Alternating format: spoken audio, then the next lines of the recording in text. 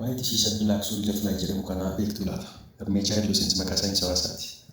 Tisiisa dhibee hin dabarsinee fi maawus paartii hin qabne yookaan adaaltiirraa yookaan piriipuppaarraa ka'ee nyaata dhaabuudhaan jiidha baqatu adaaltii qofa irratti bishaan dhuguudhaan jiraatudha.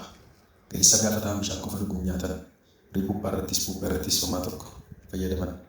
Bilaaksuu jeffilaay yookaan hirmeechaa Hidloosinsi tisiisa qulqulluu dhibee hin daddabarsine ta'ee massaan jireenya isaa guyyaa 45tti kan dhumatu yoo ta'u, tisiisni tokko hanqaaquuwwan kaatee hanqaaquun isaa guyyaa 4tti haji gochuudhaan yaa'ee balfa xuraa'aa nyaachuudhaan guddatee guyyoota 7 hanga 14 keessatti nyaata beelladootaa kanneen akka lukkuu qurxummiidhaaf ooluu danda'a.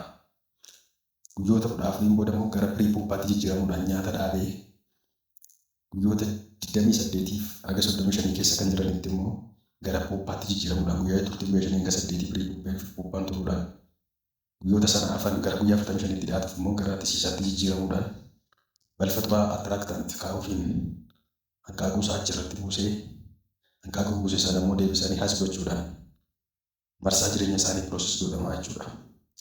Bilaaksuun jeffilaay walumaa galatti tisiisa ammayyaa'aa nyaata beelladootaa oomishuudhaaf baasii nyaata beelladaa kanneen akka qurxummii irratti yeroo ammaa qaala'insa uummanni xiqqeessuudhaan haga parsantii 70 baasii hir'isanii itti fayyadamuu kan danda'an yoo ta'u, sanyii isaa namootni barbaadan irraa argachuu akka danda'an asumaan isin beeksifna.